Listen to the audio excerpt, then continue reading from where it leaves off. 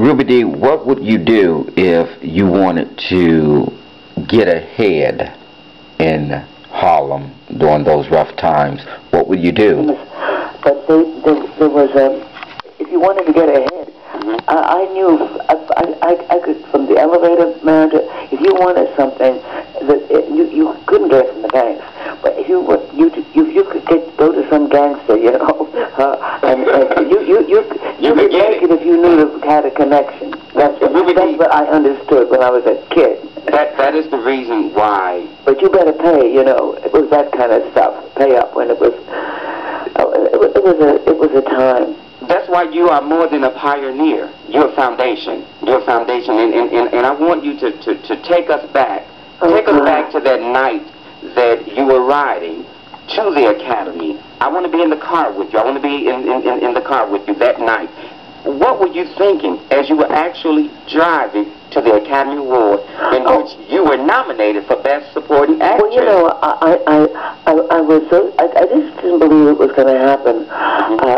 And you know, I worked with Poitier, you know, Sydney, and he's been nominated. Right. But in my whole thinking as an actor, I'd long ago given up integration as an actor, and I guess it was past my time to be really thinking that I could be nominated, so it was kind of a shock, you know. I'd known about Louise Beavers, but she wasn't even allowed to go to the ceremonies, or was it Hattie McDaniel? So sit outside. So I had sort of, after I had my nose had been pressed against the window of the Hollywood dream, you know, and I'd learned that that wasn't for black people. You know, if you weren't stepping fetches, or you couldn't do a maid or a whore or you know something like that. There was no chance for you to do those kind of characters that my mother talked to us about, and that she read to us from black literature about, and that I won. The Elks used to have an oratorical contest in Harlem, and I'd won that 3 times, you know. And the last time I won the first prize, it was on a subject that had nothing even to do with black people. It was about John Marshall and the Constitution. But that was Harlem, and that was my mother, you know, and that was the Elks, you know. So I just felt that the world outside of those black people I knew was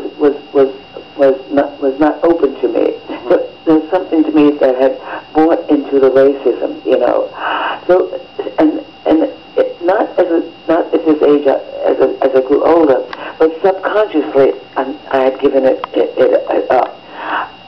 Not for the younger ones. I began to think, oh, it's possible, and I was glad for them. But I didn't know how I closed the door on myself about the possibility.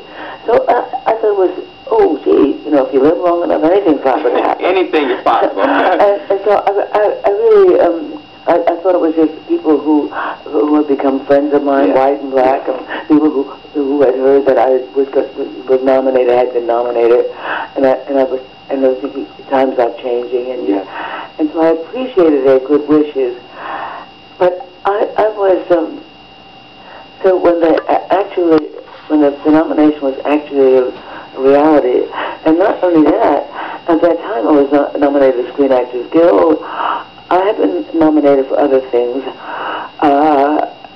so there was an excitement, and I remember making jokes and say, well, hey, it's about time, you know, exactly. I'm making jokes about it because I didn't really think it was going to, but then it began to become more and more real because at that same time, there's the Black Enterprise, the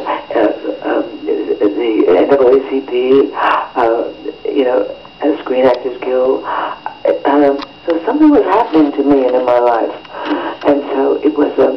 It felt like, you know, the big arm of God just reaching through all of this stuff and giving me a big pat on the back and a hug and everything. I like that. I like that. As I feel that, you know, giving me you know how you do when I remember as a kid when you would get some kind of recognition and how you'd feel. Yeah. And so it began to, that's how I felt. I said, oh, I mean, so I began realize too that you always have to keep your expectations intact, you know, because everything is, there are things outside the control of us as human beings that affect our lives. And I grew up in the church. I grew up trusting, believing, and through my mother, you know, despite all the things, and the whole tradition of religion and prayer, even before I paid attention to it, it was just a thing. It's in the streets, and it was just all. It was something that I couldn't imagine life without this element. So all that came into play and gave me a joyous kind of feeling of, yeah,